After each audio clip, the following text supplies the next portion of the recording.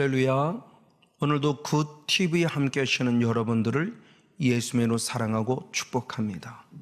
하나님께서는 디모데전서 2장 4절의 말씀을 통해서 이 땅의 모든 사람이 구원받길 원하신다라는 하나님의 아름다운 마음을 보여주고 있습니다.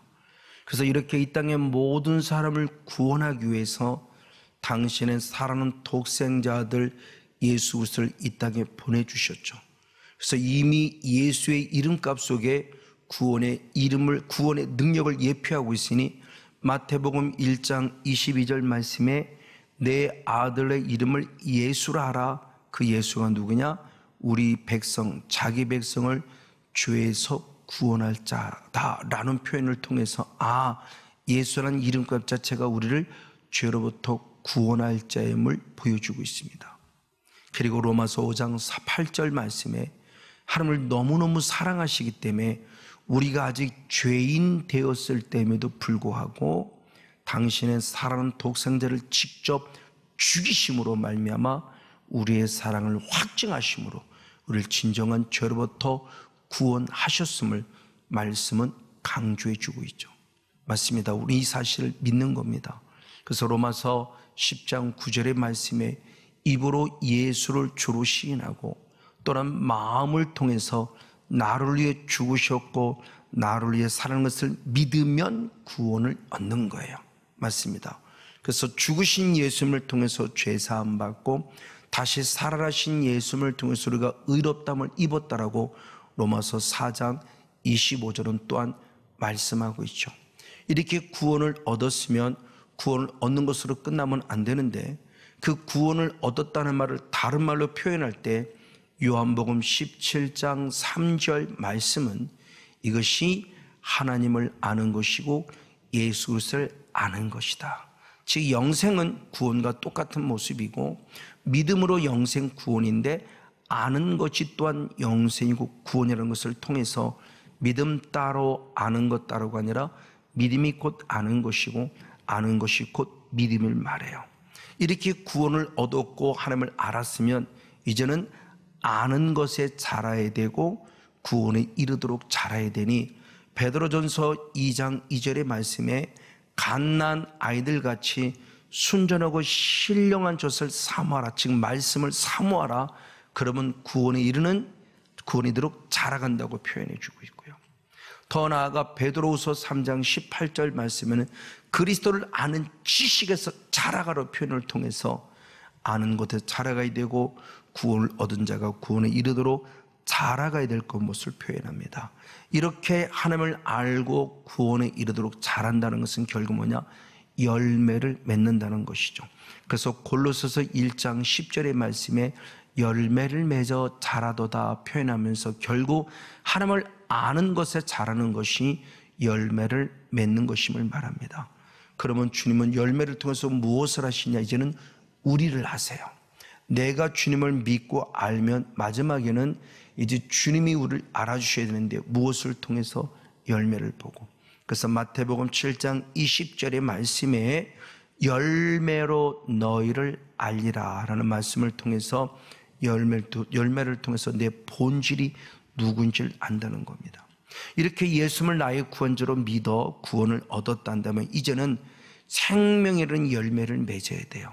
그래서 로마서 6장 22절의 말씀에 죄로부터 해방되어 하나님께 종이 되었으니 거룩함에 이르는 열매를 맺으라. 그 마지막이 영생이다 라는 통해서 구원을 얻은 우리는 생명에 이르도록 자라가는 속에서 열매를 맺음을 통해서 내 본질이 진짜임을 증명해야 됩니다. 그럼 왜 이렇게 열매를 맺어야 되느냐라고 했을 때 히브리서 기자는 히브리서 10장 39절의 말씀에 우리는 뒤로 물러나 침륜에 빠질 자가 아니라 오직 영혼을 구원함에 이르는 믿음을 가진 자다. 구원함에 이르는 영혼을 믿음을 가진 자라는 거예요. 그래서 이 믿음을 계속 활용해서 우리는 반드시 영생, 생명, 구원에 이르러 자라가는 복된 통로가 되는 것을 말해요. 이렇게 하나님을 위해서 생명을 위해서 생명에 이르는 열매를 맺는 자가 곧 누구냐? 하나님 위해 열매를 맺는 자라고 사도 바울은 말하고 있으니 로마서 7장 4절의 말씀에 이제 우리는 성령 안에서 예수 그리스도 안에서 하나님을 위하여 살아가는 열매를 맺어야 한다고 말씀해요. 이렇게 하나님을 위해 살아가는 자의 모습이 결국 예수님이 죽으신 궁극적인 목적이기도 해요. 주님이 나를 죽으신 목적 너무나 잘한 대로 우리를 죄로부터 구원하기 위함이고 마귀를 멸하여서 하나님 나를 누리게 하기 위함이기도 해요. 그러나 이것으로만 끝남이 아니라 고린도후서 5장 15절의 말씀에 이제는 너 자신을 위해 살지 말고 너를 위해 십자가 주신 예수 그리스도를 위해 사는 자가 되라 라는 모습을 통해서 십자가에서 죽으신 목적을 분명히 우리에게 밝히 말씀해 주고 있습니다.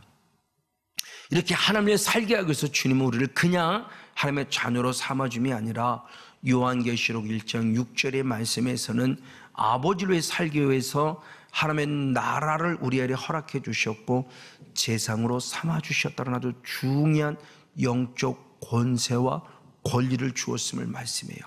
이에 베드로도 똑같이 말하죠.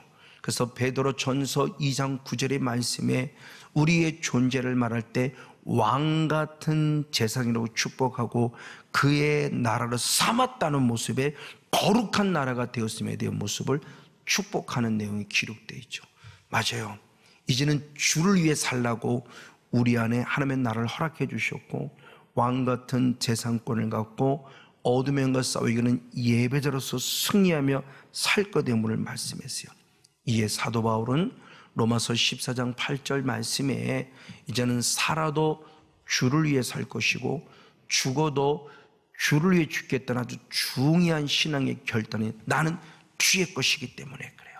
이제는 나를 위해 살고 나를 위해 죽지 않겠다고 그래요.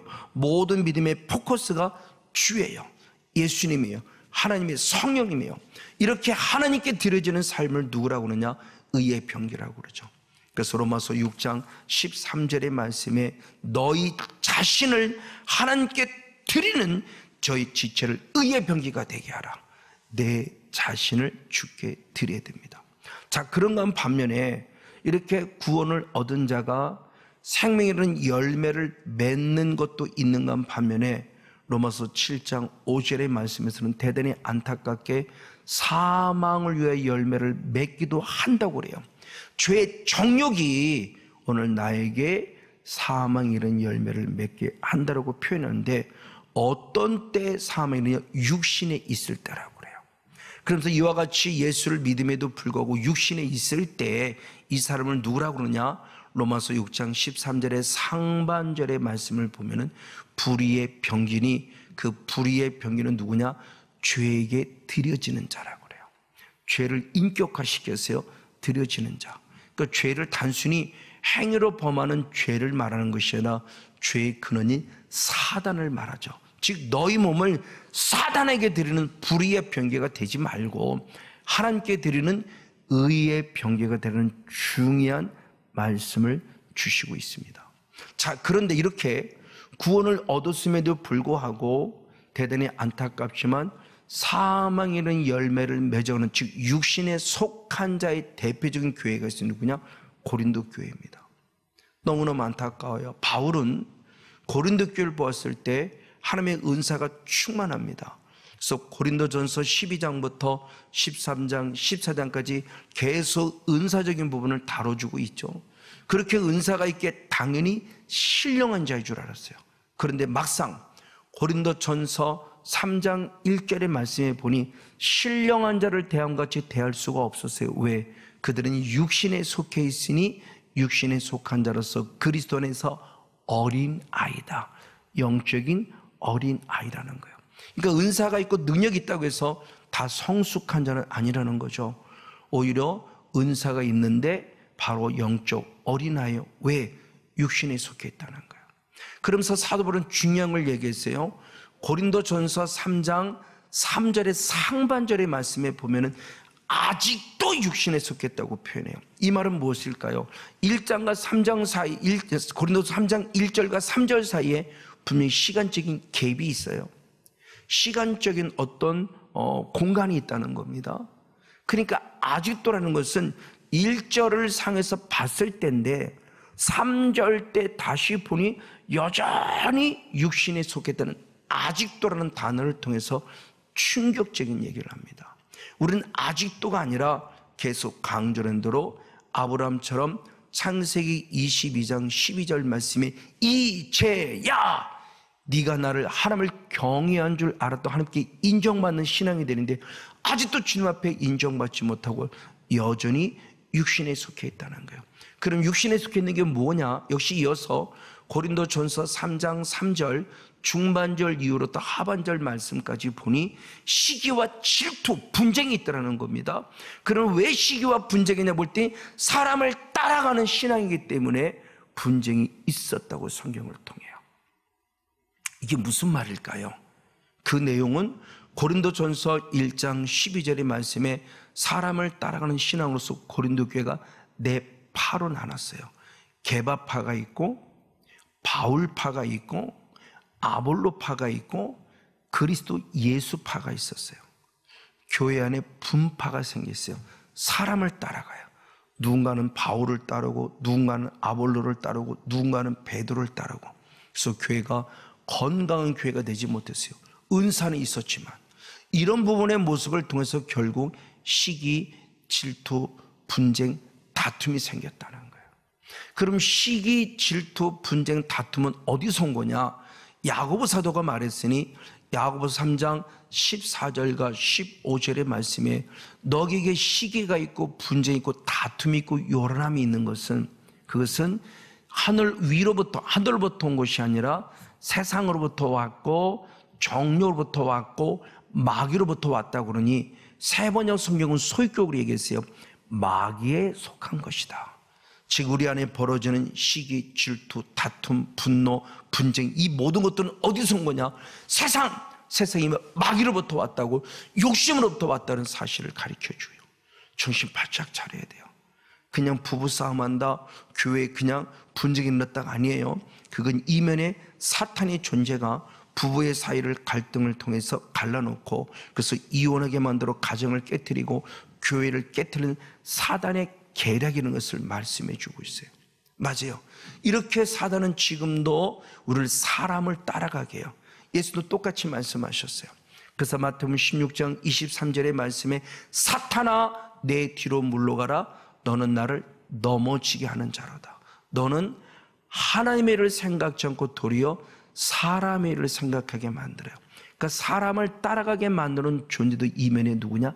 사단이라는 존재를 통해서 주님으로부터 멀어지게 만들고 가정을 파괴하고 교회를 파괴하고 공동체를 파괴하고 있음을 분명히 말씀해 주고 있습니다. 맞아요. 이런 것들을 누가 하느냐? 결국 사단이 하는데 그 사단은 우리 속에 무엇을 요느냐? 욕심이에요. 정욕이라는 부분입니다. 그래서 야고보 사도는 야고보서 1장 14절 15절의 말씀에 우리가 시험을 받는 것은 욕심 때문이니 욕심이 잉태한 즉 죄를 낳고 죄가 장성한 즉 사망을 낳는다고 표현하며 죄가 자람을 통해서 바로 우리들의 모습에 사망의 열매를 맺을 수밖에 없다는 사실을 분명히 말씀해 주고 있습니다. 이에 사도 바울은 이것을 알고 있기 때문에 에베소 4장 22절의 말씀에 유혹의 욕심을 따라 구습을 쫓는 옛사람을 벗어버리는 아주 중요한 말씀을 하셨어요. 그 옛사람이 어디서 왔냐? 우리의 욕심을 통해서 옛사람이 왔다고 말하며 그 욕심의 출발점이 옛사람을 벗어버리고 그래서 새사람이 되라고 하는 말씀이죠.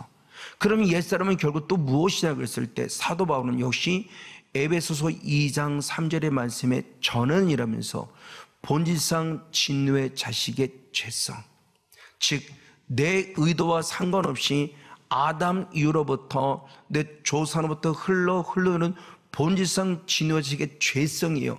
예수를 믿기 이전에 있었던 죄성, 그것이 끊임없이 지금도 육신과 육체의 마음대로 내 마음대로 하고 싶어하는 그 성향, 그것이 바로 본질상 진노의 자식의 죄성을 통해 내게 타고 들은 옛사람이에요. 그럼 본질상 진노의 자식의 죄성은 결국 누구를 위해 살아간 거냐?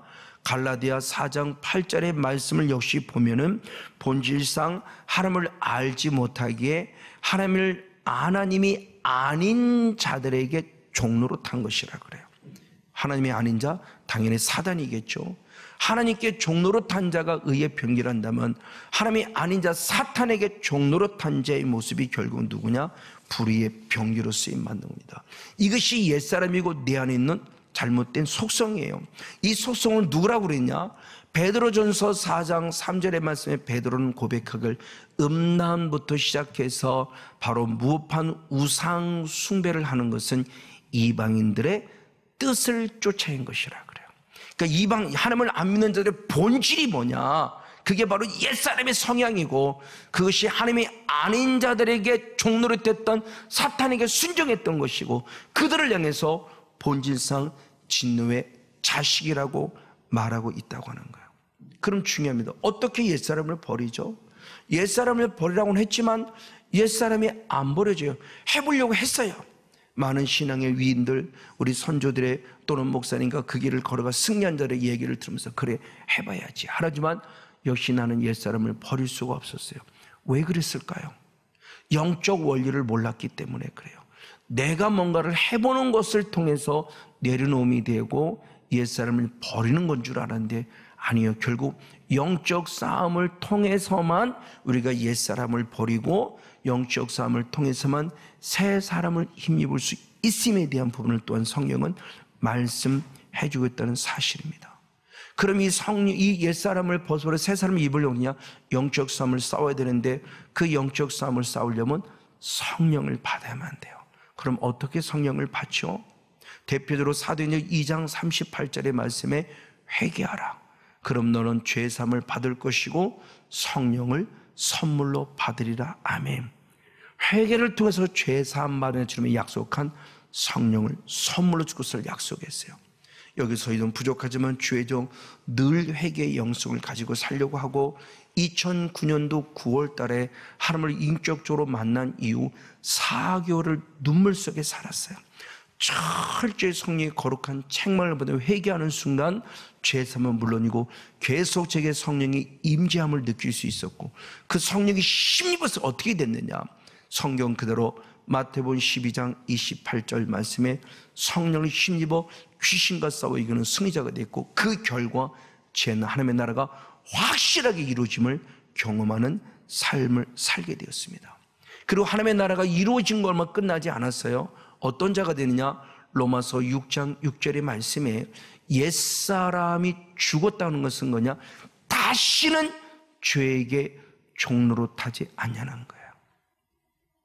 죄를 짓지 아니한다가 아니라 죄를 짓지만 죄와 싸워 이겨가고 있어요. 어제보다는 오늘이 나아지고요. 왜? 제게는 성령의 임재가 있기에 성령님은 죄를 용납지 아니하니 죄와 싸워 이니 힘을 주시면서 성경이 진짜 이루어지는구나를 자그마한 부분 속에 느끼고 있고 실제를 경험하고 있다는 사실이에요. 맞습니다. 그러면서 이렇게 십자가의 죽음을 통해서 옛사람을 이긴다고 하는 것은 바로 바울의 고백처럼 갈라디아 2장 20절의 말씀에 그리스도와 함께 죽었다는 신앙의 고백이에요. 그럼 이제 그리스도와 함께 죽는 것으로 끝나는 게 뭐냐? 한 번이냐? 아니다.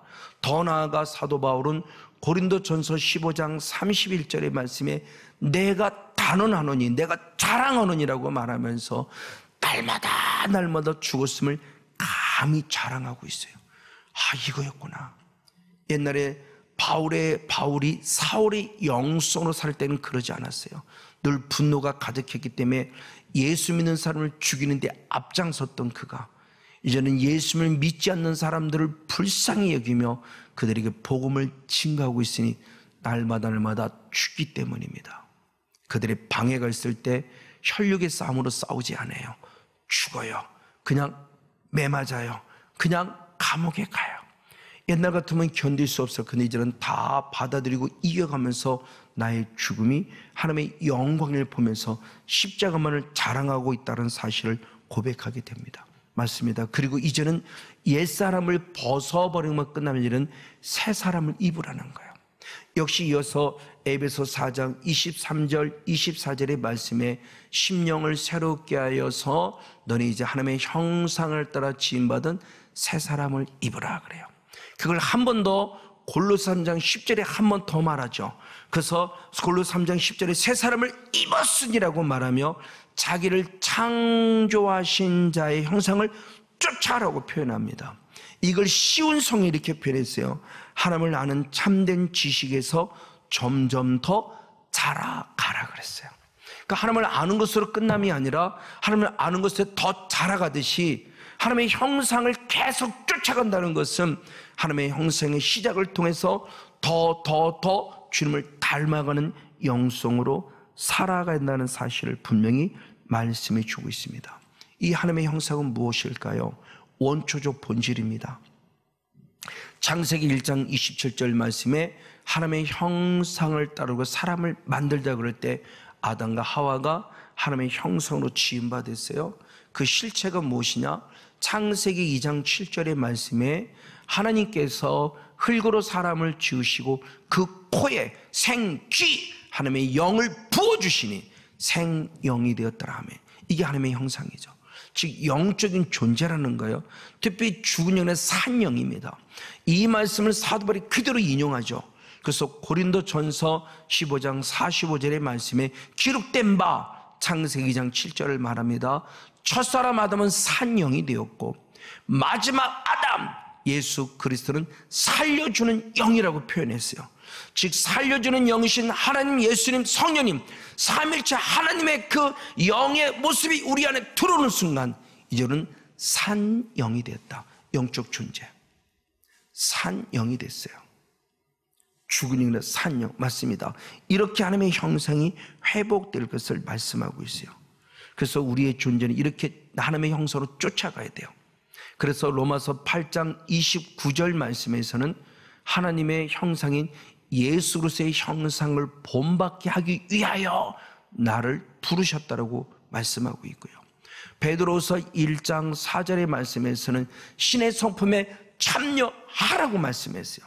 이런 자가 베드로서 1장 11절 말씀에 하나님의 나라에 넉넉히 들어간다고 표현하며 바로 구원받은 백성이 구원에 이르도록 자라가며 하나님의 형상이 반드시 회복되어야 할 것, 옛사람을 버릴 때 가능하다는 사실을 성령 통해 가르쳐 줍니다. 이렇게 하나님의 영역에 충만한 임한 자는 어떤 자가 되느냐? 로마서 12장 1절 말씀에 너희 몸, 나 자신입니다. 하나님이 기뻐하는 산 제사를 드리는 영적 예배자. 왜? 영적인 존재가 되었기에 진정한 영적 예배자는 내 삶 자체가 하나님을 위해 살아가는 삶이 되어져야만 가능하다는 것을 얘기하고 있습니다. 그리고 하나님을 향해 살아가는 이 영적 예배자는 누구냐? 로마서 12장 2절 상반절 말씀을 보면 이 세상을 본받지 말아라 그래요. 맞아요. 가장 먼저는 이 세상을 본받지 않아야 돼요. 그래야 주님을 닮아가는 삶이 될 수 있어요.